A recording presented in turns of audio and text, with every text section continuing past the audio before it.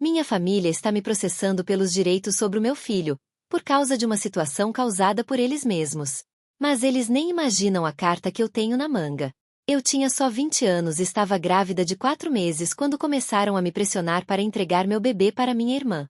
Ela era filha perfeita. Com seus 32 anos, casada com um advogado bem-sucedido. E para completar, não podia ter filhos. O único detalhe que faltava para a vida dela ser impecável era uma criança. Eu tinha só 20 anos e estava grávida de 4 meses quando começaram a me pressionar para entregar meu bebê para minha irmã. Ela era filha perfeita. Com seus 32 anos, casada com um advogado bem-sucedido. E para completar, não podia ter filhos. O único detalhe que faltava para a vida dela ser impecável era uma criança. Eles fizeram de tudo. Tentaram me manipular, apareceram com papéis de adoção duvidosos e até tentaram mexer com o meu psicológico, perguntando se eu queria mesmo olhar para o meu filho e lembrar do pai dele, que tinha me machucado. Mas não adiantou. Tive meu bebê sem a presença deles. Cuidei dele nos braços e nos primeiros 10 meses de vida do meu filho, minha família simplesmente sumiu. Até que veio o diagnóstico: autismo. Achei que depois de tanto tempo, eles já tinham esquecido essa obsessão por criança. Então contei para eles.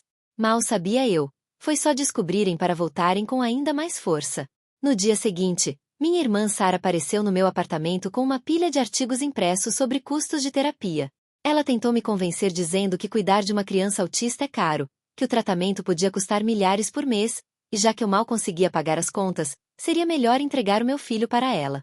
Não dar esse cuidado é praticamente maus tratos, disse ela, com aquele sorriso falso.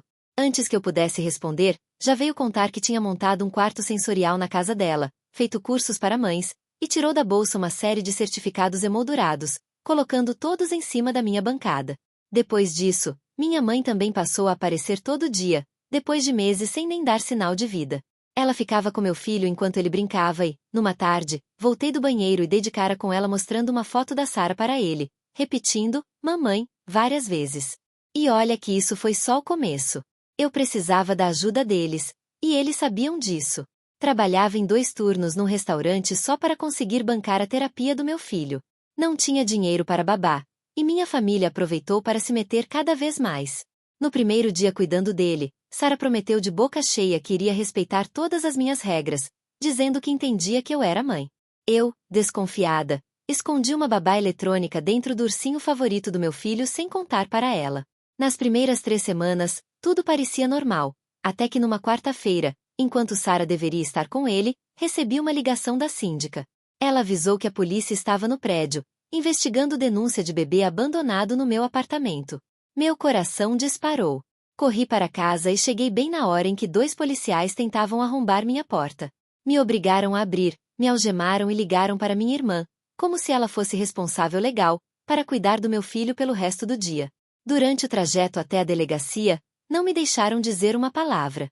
Só conseguiram me ouvir depois, na sala de interrogatório, quando pedi para mostrar a gravação da babá eletrônica no celular. Ainda bem que eu tinha aquilo. Mostrei o vídeo e lá estava. Minha irmã, que deveria estar cuidando do bebê, simplesmente saindo e deixando ele sozinho por mais de meia hora. O horário registrado provava tudo. Acabei liberada, mas ninguém fez nada com a Sara. Só me avisaram para tomar cuidado com ela.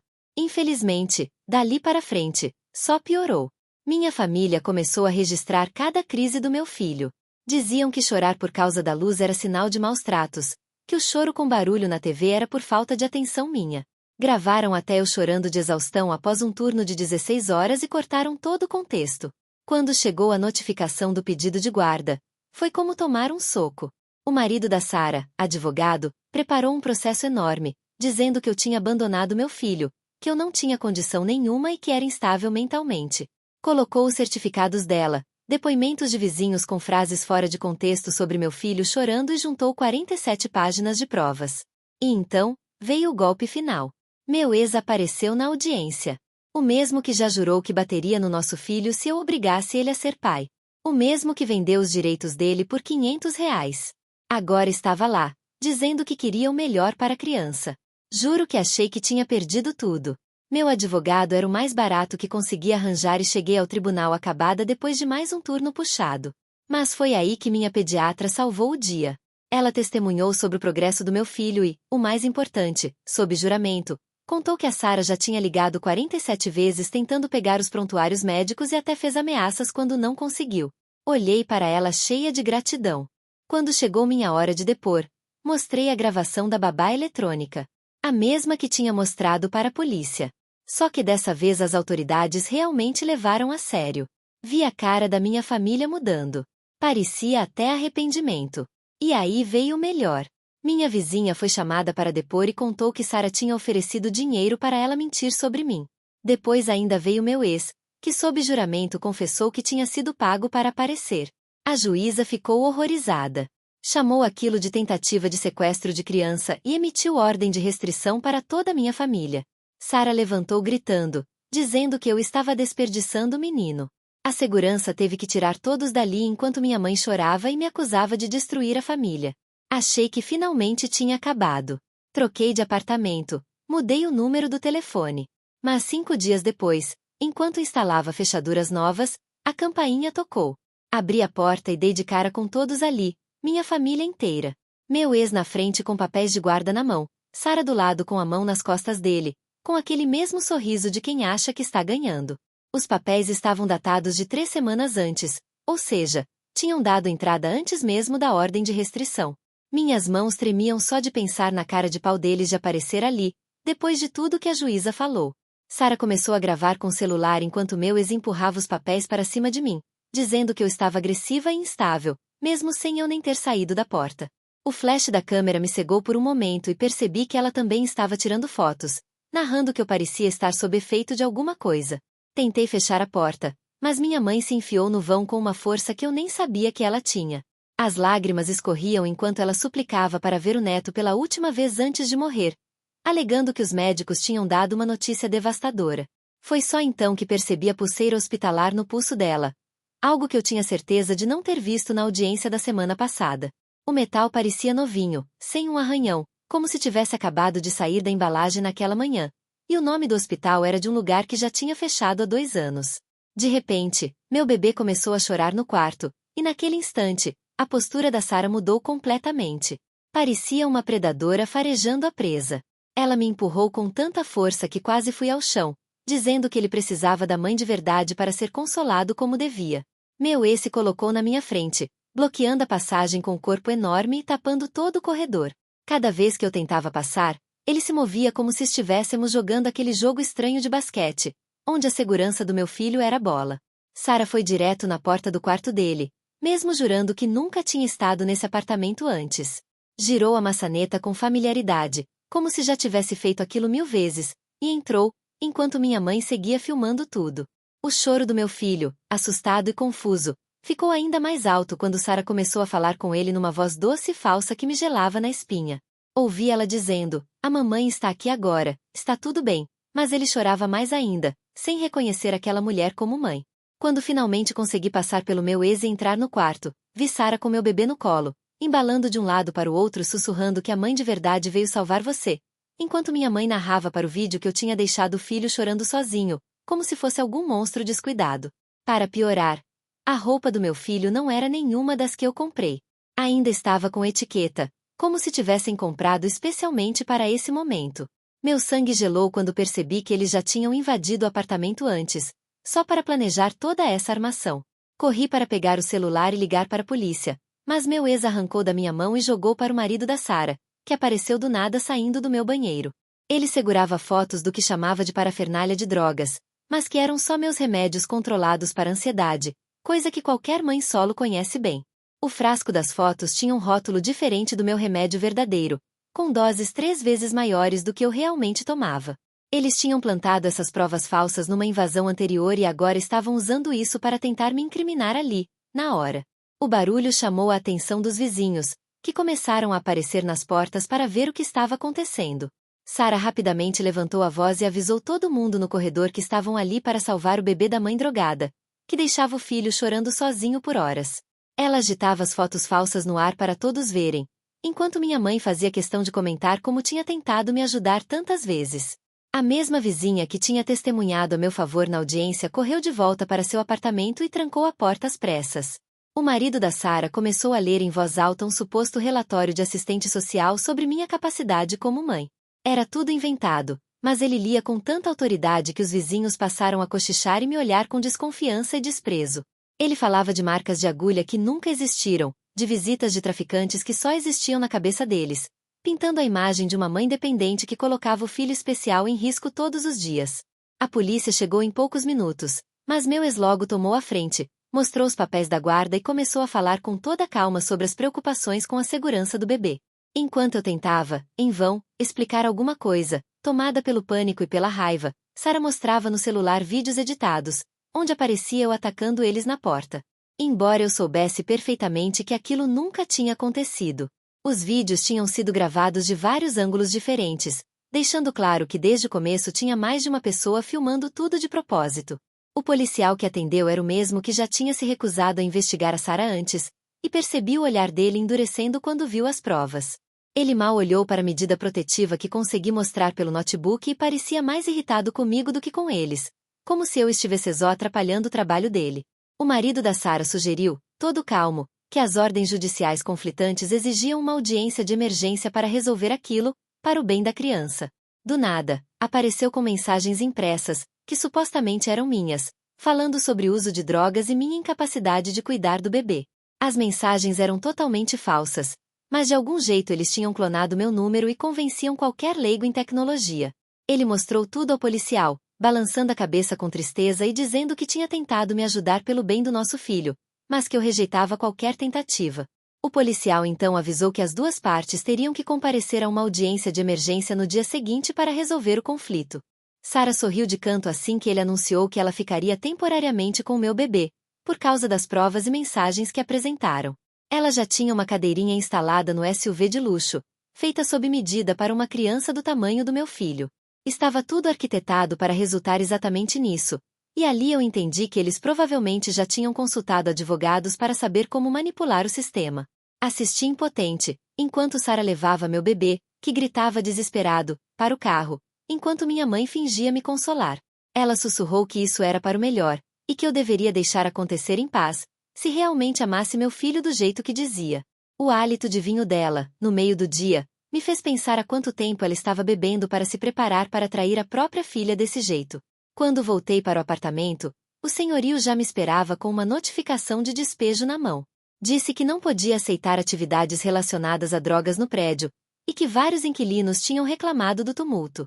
O marido da Sara claramente já tinha conversado com ele antes, porque ele nem quis ouvir quando tentei explicar que era tudo armação. Me deu 3 dias para sair, provavelmente em total ilegalidade. Mas eu nem tinha dinheiro para advogado. No dia seguinte fui trabalhar no restaurante, desesperada para conseguir dinheiro para um advogado. Mas meu gerente me encontrou na porta e disse para eu nem bater o ponto, pois estava demitida com efeito imediato. Ele me mostrou impressões de postagens nas redes sociais a meu respeito, falando do meu suposto envolvimento com drogas, e já tinham mais de 500 compartilhamentos de gente da comunidade preocupada. O horário da postagem original deixava claro que aquilo foi publicado 2 horas antes da confusão no meu apartamento. Então estava óbvio que cada detalhe desse ataque foi planejado. Quando fui buscar meu último pagamento, vários colegas desviaram o olhar. E a quantia mal dava para uns dias em um motel barato. Uma das garçonetes mais novas cochichou que a Sara tinha aparecido lá no dia anterior, perguntando sobre meus horários de trabalho e se alguém já tinha me visto diferente durante o expediente. Ela saiu espalhando dúvida, e assim que os posts começaram a circular entre o pessoal, todo mundo já estava me olhando atravessado. Fui na farmácia tentar renovar meu remédio para ansiedade, mas fiquei sabendo que o médico tinha cancelado minha receita. A farmacêutica explicou que recebeu informações preocupantes sobre um suposto abuso de medicação, e disse que não poderia me ajudar sem uma nova avaliação. No monitor atrás dela, dava para ver claramente o marido da Sara saindo da farmácia só meia hora antes. Mas ela se fez de desentendida quando mencionei. Sem meu remédio, sabia que as crises de pânico iam piorar. E isso só ia reforçar a imagem de instabilidade que estavam tentando construir para a audiência do dia seguinte. Em seguida, fui ao escritório de assistência jurídica, onde tinha conseguido meu advogado anterior. Mas a recepcionista disse que ele tinha largado meu caso. Explicou que ele alegou conflito de interesses, pois o escritório do marido da Sara ofereceu uma sociedade com salário triplicado. Sussurrou que outros 3 advogados da cidade receberam propostas parecidas naquela manhã e sugeriu que eu talvez precisasse buscar ajuda em outra cidade. Só que a cidade mais próxima ficava a 2 horas dali, e eu nem dinheiro para gasolina tinha. O resto do dia passei ligando para todo advogado da lista telefônica. Mas todos diziam ter agenda cheia ou conflito de interesses. Uma secretária chegou a deixar escapar que estava circulando um memorando sobre mim antes de perceber e se corrigir. O marido da Sara tinha usado a influência do escritório dele para me colocar numa lista negra e me impedir de conseguir qualquer apoio jurídico, me deixando completamente desamparada para a audiência. Naquela noite, meu ex começou a me bombardear de mensagens exigindo dinheiro da pensão de volta. Ele dizia que eu tinha cometido fraude por receber benefício para uma criança que, segundo ele, eu não tinha condições de cuidar, e ameaçou me denunciar na assistência social se eu não assinasse logo a guarda para ele. As mensagens tinham detalhes sobre meu pedido de auxílio alimentação e outros benefícios que eu nunca tinha contado para ele. Alguém tinha repassado minhas informações pessoais e ele estava usando minha situação financeira como mais uma forma de me atacar. Tentei dormir no carro, mas fui acordada várias vezes por policiais que vinham me abordar. Todos tinham recebido denúncia sobre uma pessoa suspeita com a minha descrição, possivelmente usando drogas em um carro com uma criança. Mesmo sem meu filho estar comigo, eles tinham que verificar cada chamada, então passei a noite toda sendo interrogada e levando lanternada na cara. Quando amanheceu, eu estava exatamente com a aparência de dependente químico que a Sara andava espalhando por aí. O espelho do banheiro do fórum só mostrou o quanto minha situação tinha piorado em 2 dias.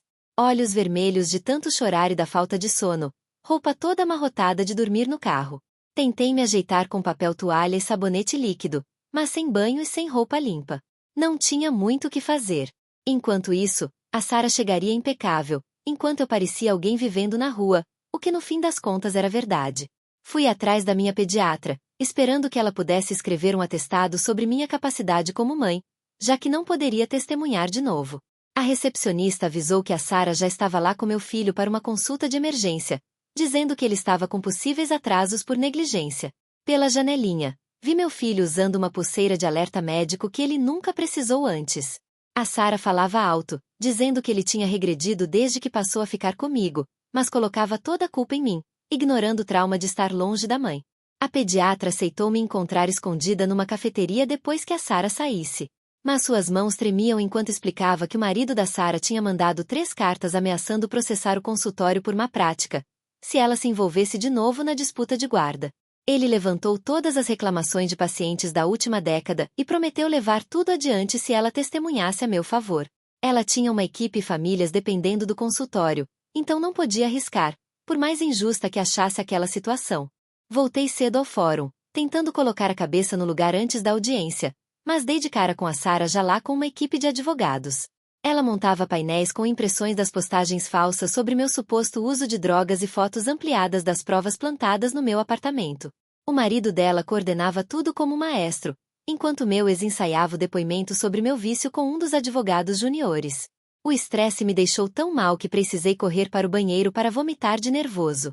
A amiga da Sara já estava na cabine ao lado, com o celular gravando assim que eu entrei, e começou a narrar alto os meus supostos sintomas de abstinência para todo mundo ouvir, enquanto eu passava mal.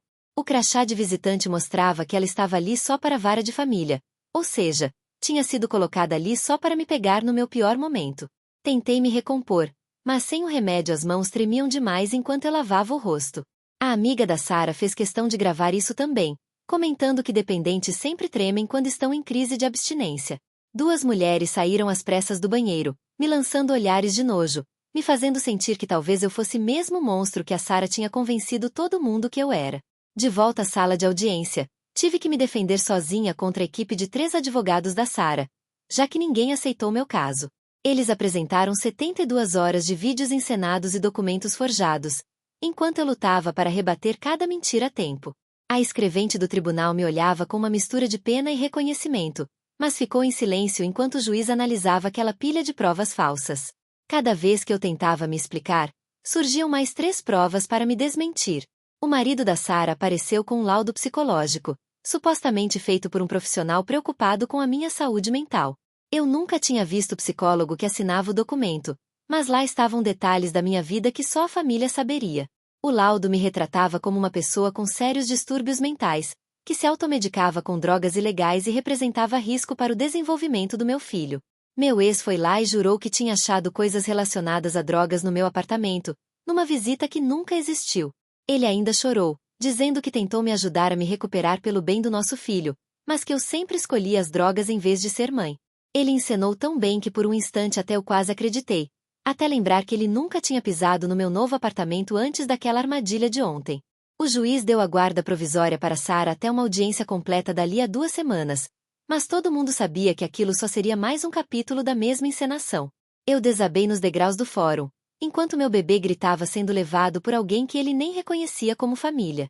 Uma equipe de jornal local apareceu bem na hora para filmar meu desespero, e ainda ouvi a repórter comentando sobre a história de uma mãe incapaz perdendo a guarda. Naquele dia, virei manchete, com meu pior momento sendo exibido em Loopin para a cidade inteira ver. Quando voltei para buscar minhas coisas, o despejo já estava rolando. O dono do prédio deixou funcionários de olho para garantir que eu pegasse só o que era meu, enquanto faziam piadas sobre viciados destruindo imóveis. Coloquei o que coube no carro, enquanto eles fotografavam cada objeto que eu tocava, como se fossem provas de algum crime, embora eu nem soubesse de que. Minha vida inteira coube em 3 sacos de lixo e um cesto de roupas, o que por si só parecia uma prova dos meus fracassos. Passei aquela noite num ponto de ônibus no centro, assistindo a reportagem sobre mim na TV de uma vitrine. A apresentadora, casada com alguém do grupo de mães da Sarah, ainda acrescentou que tem gente que simplesmente não nasceu para ser mãe, não importa quantas chances receba. Mostrava o meu colapso repetidamente enquanto falavam sobre a epidemia de dependentes químicos perdendo a guarda de filhos especiais. Minha foto ficou estampada na tela, com a palavra incapaz, em vermelho e enorme. Durante o dia, me refugiava na biblioteca pública, usando os computadores para pesquisar alternativas. Foi ali que descobri o blog das mães da Sarah, chamado Salvando Meu Sobrinho, onde ela contava toda a suposta saga de resgatar uma criança especial das mãos de uma mãe incapaz.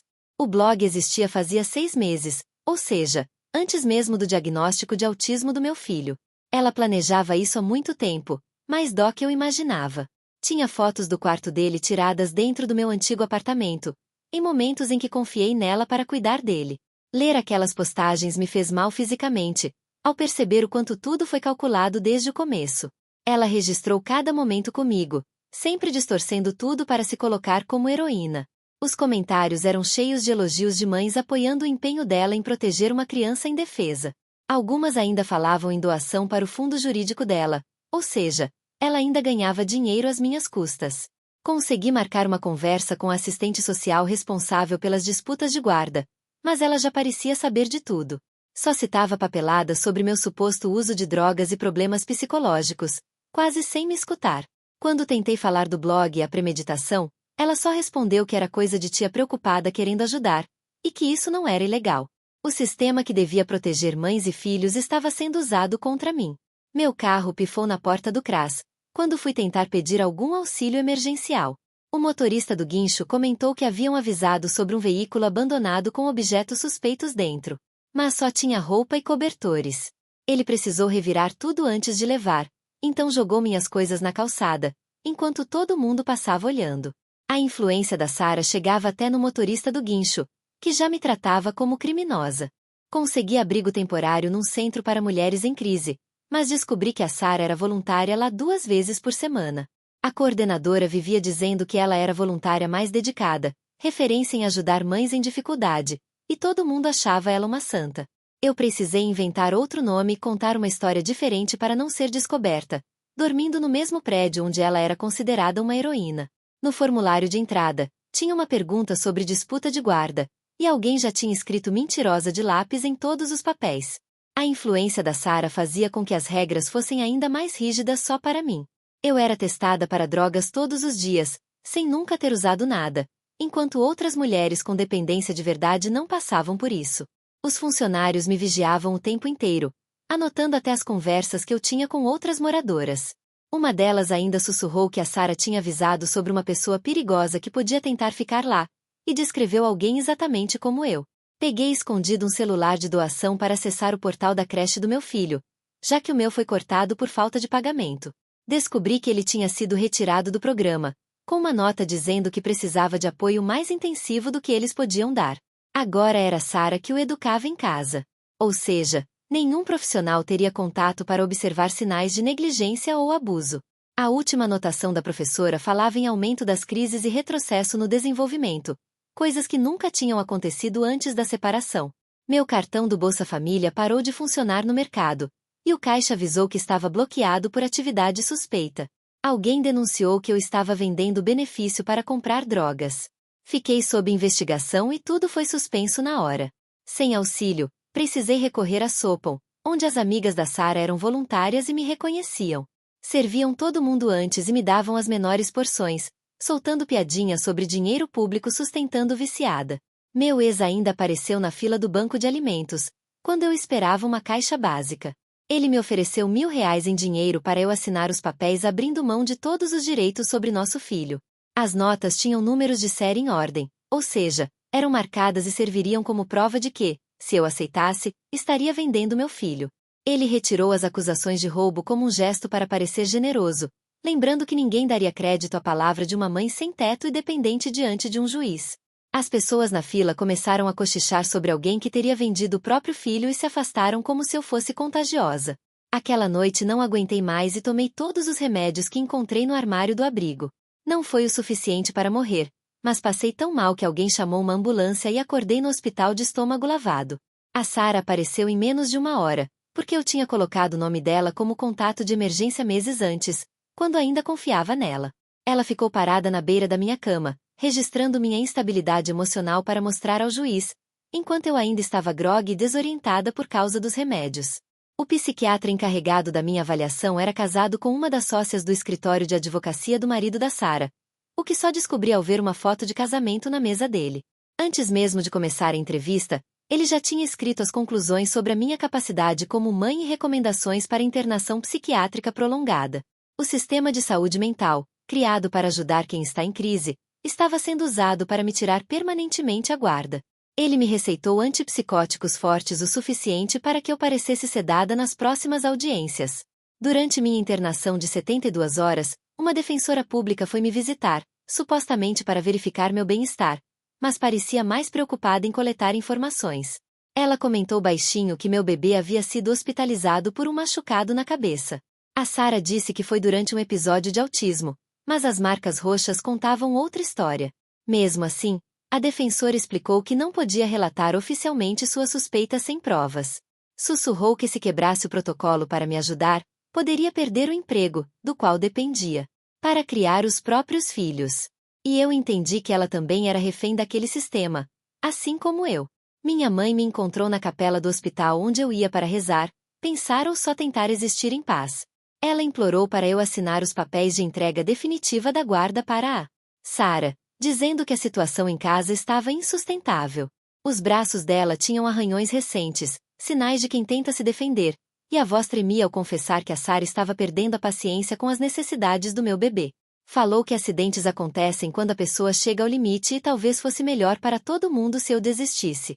Mesmo enxergando o perigo, ela continuava leal à filha preferida, em vez de se preocupar com o neto. A enfermeira que me deu alta sussurrou que a Sara ligava todos os dias querendo saber do meu estado e quando eu seria internada de vez. Ela demonstrava decepção toda vez que eu via que eu estava melhorando, a ponto de sugerir que estavam me liberando cedo demais. Comentou que já viu casos de famílias usando internação psiquiátrica para ganhar disputa de guarda, mas que tudo que podia fazer era me avisar. Ela me entregou um vale-transporte e R$ 20, dizendo que eram de um fundo de caridade, mas eu sabia que vinham do bolso dela. Fui liberada depois de 72 horas, mas nesse tempo já me consideraram ausente em 3 audiências de guarda, todas realizadas durante minha internação. O processo seguiu sem mim e cada ausência contava como sinal de abandono do meu filho. Os advogados da Sara argumentaram com sucesso que minha tentativa de suicídio mostrava que eu era incapaz de ser mãe e que preferia me machucar a lutar pelo meu filho. A audiência final de guarda estava marcada para o dia seguinte e eu não tinha advogado nem provas para contestar a versão deles. Cheguei ao fórum com as mesmas roupas do hospital, porque não tinha mais nada para vestir. A segurança avisou a Sara assim que me viu. Ela já estava lá com o time de advogados e soltou um sorriso de canto enquanto mandava mensagens no celular. O segurança, depois de receber um recado, decidiu que eu precisava passar por uma revista minuciosa e fiz questão de me revistar ali, diante de todos, procurando armas, enquanto as outras pessoas passavam normalmente. Até a segurança do fórum estava sob o controle dela. Enquanto eu esperava do lado de fora da sala, a nova namorada do meu ex se aproximou, claramente nervosa. Ela olhou em volta antes de me mostrar mensagens da Sarah pedindo para comprar mais remédio para dormir do que qualquer criança poderia tomar. A Sarah estava dopando meu filho com doses adultas de melatonina só para deixá-lo quieto, porque não sabia lidar com as necessidades reais dele. A namorada achou estranho, mas só percebeu o perigo depois de pesquisar a dosagem na internet. Mesmo com medo, disse que estava disposta a testemunhar se isso ajudasse a proteger o bebê. O juiz então chamou todos para uma reunião reservada antes da audiência formal, onde o marido da Sarah insistiu que minha tentativa de suicídio era prova de instabilidade perigosa. Eu não tinha advogado para me defender enquanto ele me descrevia como uma dependente química mentalmente perturbada, que preferia morrer a cuidar do próprio filho. Na mesa do juiz, reparei numa foto de um torneio de golfe beneficente em que ele aparecia sorrindo ao lado do marido da Sarah e outros advogados do mesmo escritório. A ligação era discreta, mas clara, e eu sabia que aquela reunião era só encenação para um desfecho já decidido. Quando voltamos para a sala, a Sarah segurava meu filho, que começou a ter uma crise forte de superestimulação. Em vez de usar as técnicas de acalmar que aprendeu comigo, ela sacudiu ele com força e gritou para que parasse de chorar. Todo o tribunal ficou em silêncio, chocado, vendo ela perder o controle e mostrar quem realmente era sob pressão. A taquígrafa parou de digitar, as mãos paradas sobre o teclado, enquanto o oficial de justiça deu um passo à frente, mas hesitou. No meio do tumulto, a namorada do meu ex se levantou e disse que tinha provas de que a Sarah estava dopando o bebê. O juiz suspendeu a sessão enquanto a Sarah gritava que era tudo mentira por inveja. No corredor, a Sarah me encurralou no banheiro e apertou meu braço com tanta força que deixou marcas, sussurrando que eu tinha que convencer a namorada do meu ex a desmentir tudo, senão ela faria meu filho pagar por isso. A maquiagem perfeita dela estava toda borrada e eu percebia arranhões no pescoço, feitos pelo meu filho tentando se defender daquela agressão. Quando voltamos para a sala de audiência, minha antiga vizinha, que naquele dia tinha se trancado no apartamento, entrou apressada segurando um notebook. Estava claramente sentindo culpa por não ter ajudado e, ao revisar as imagens da câmera da porta dos últimos meses, encontrou gravações que mostravam a Sarah invadindo meu antigo apartamento várias vezes para plantar provas e tirar fotos para o blog dela. Uma dessas invasões tinha acontecido justamente na noite anterior à primeira denúncia no conselho tutelar, o que deixava claro que tudo era premeditado desde o começo. O juiz ordenou que a guarda fosse devolvida imediatamente, mas a Sarah se negou a entregar meu bebê. Gritava, "Você vai matar ele, do jeito que tentou fazer com você mesma", enquanto apertava tanto meu filho que ele chorava de dor. O oficial de justiça hesitava em tirar a criança dos braços de uma mulher tão bem vestida e aparentemente respeitável, deixando todos na sala num silêncio tenso. O marido da Sarah até tentou acalmá-la, mas ela se virou contra ele também, acusando-o de não fazer nada para proteger o filho deles. Sarah ainda tentou fugir com o meu bebê, mas o oficial de justiça finalmente interveio. Ela resistiu com uma força que ninguém esperava e, no meio da confusão, meu filho gritava de medo preso entre os dois. De repente, Sarah caiu com tudo, batendo a cabeça no canto da mesa de defesa e o barulho seco ecoou pela sala. Enquanto ela permanecia inconsciente e sangrando no chão, meu bebê engatinhou até mim e o celular dela ficou no chão mostrando mensagens nunca enviadas sobre fugir do estado com o menino. O pronto-socorro virou um caos quando levaram a Sarah correndo para a cirurgia, com o marido dela berrando que eu tinha matado sua esposa. Ele repetia para todo mundo ouvir que eu a tinha empurrado, mesmo estando cheio de testemunhas que viram ela cair brigando com o oficial.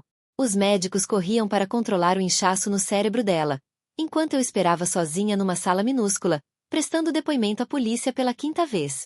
Meu bebê não saía do meu colo, nem quando as enfermeiras tentavam examiná-lo para ver se ele estava machucado. Até que minha mãe, no limite, confessou tudo para a polícia. Pegou o celular e mostrou gravações secretas em que a Sarah ameaçava de interná-la num asilo caso ela não colaborasse.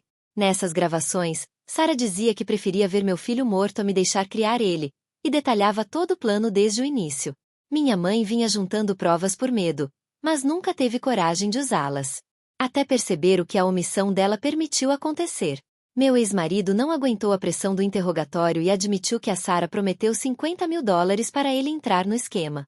Ele apresentou comprovantes de transferências feitas pelo escritório do marido dela, disfarçadas como pagamento de consultoria, todas coincidindo com cada audiência e mentira que ele contou. O caminho do dinheiro escancarou toda a armação e mostrou como eles usaram a justiça para atacar uma mãe jovem e sem recursos. Parecia até aliviado por enfim contar a verdade, comentando que vinha tendo pesadelos com tudo isso. Sara morreu de hemorragia cerebral 4 horas depois da queda, enquanto eu dava o remédio para a convulsão do meu bebê no setor pediátrico. O marido dela não perdeu tempo. No mesmo instante, mandou-me entregar uma intimação de processo por homicídio culposo, com data do dia anterior, mostrando que já tinha tudo armado de antemão. Mesmo de luto, ele continuou a batalha na justiça, usando as mesmas táticas de sempre. O oficial de justiça ficou constrangido ao entregar a intimação para uma mãe com um bebê no colo dentro do hospital, mas fez o trabalho dele.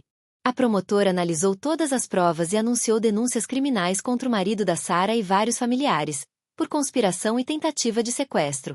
Ela comentou que nunca tinha visto um caso onde a principal autora morre durante o crime, mas que isso não impediria que todos os outros respondessem na justiça.